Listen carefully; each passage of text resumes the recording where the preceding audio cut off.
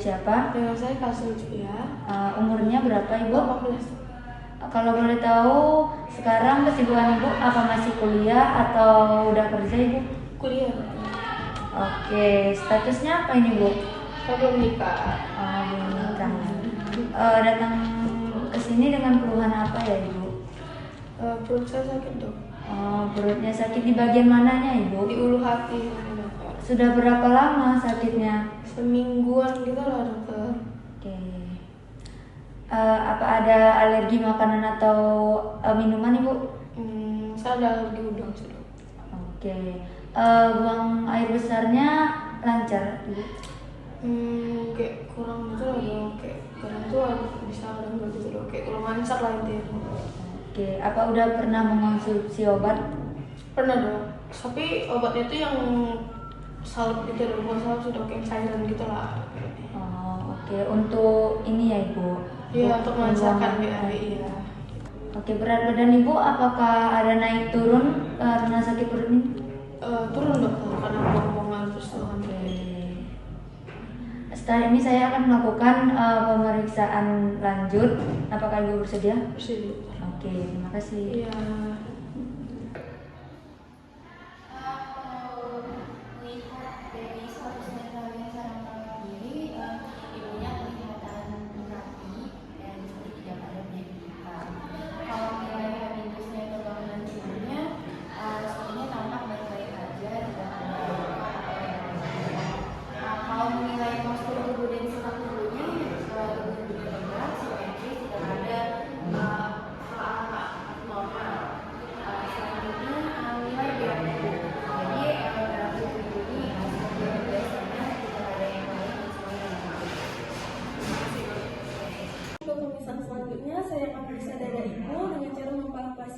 Baik dok, mungkin sedikit tidak nyaman, apakah ibu bersedia? Bersedia dok. Nanti ibu silakan ya, ikuti instruksi dari saya. Baik dok.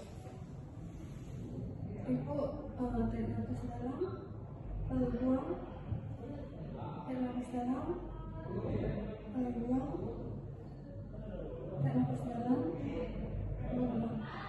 Baik ibu, pemeriksaan pada dada depan sudah selesai. Kita akan ke pemeriksaan selanjutnya di toraks. Saya akan memeriksa toraks ibu. Nanti ibu ikuti instruksi dari saya dengan menyebut 99. Baik dok. Jangan ibu. Ucapkan 99. 99. Ucapkan 99. 99. Ucapkan 99. 99. Ucapkan 99. Baik ibu, pemeriksaan kita sudah selesai. Kita akan lanjut ke pemeriksaan. Jadi ibu, kita akan melakukan pemeriksaan palpasi. Tujuannya itu untuk melihat apakah ibu ada nyeritan atau tidak. Maaf ibu, ini mungkin agak sedikit tidak nyaman. Apakah sakit ibu? Tidak dokter. Apakah sakit ibu? Tidak. Apakah sakit ibu? Tidak. Apakah sakit ibu? Tidak dokter. Setelah melakukan pemeriksaan palpasi ringan, ibu tidak memiliki nyeri tekan. Lalu kita akan melakukan pemeriksaan palpasi dalam. Misi ya ibu. Apakah sakit ibu? Tidak. Apakah sakit ibu? Tidak. Apakah sakit ibu? Tidak. Apakah sakit ibu? Tidak. Oke baik, jadi pemeriksaan palpasi dalam, ibu tidak memiliki nyeri tekan. Ibu, kita akan melakukan pemeriksaan palpasi di manual. Jadi yang pertama saya akan meletakkan tangan saya di bawah bahu ibu, misi ya ibu. Lalu saya akan menekan bagian perut ibu. Apakah ibu merasakan nyeri tekan? Tidak dokter. Oke baik, kasih ibu. Berdasarkan pemeriksaan tadi ibu tidak memiliki nyeri tekan. Baik dokter, terima kasih dokter. Baik ibu, saya akan melakukan pengecekan. Izin ya bu. 1, 1, 2, 2, 3, 3, 4, 4, 5, 5, 6, 6. Baik bu, boleh ibu berdiri dan tanda tangan. Saya akan melakukan pengecekan untuk bagian punggung belakang ini. 1, 1, 2, 2, 3, 3, 4, 4, 5, 5, 6, 6, 7, 7.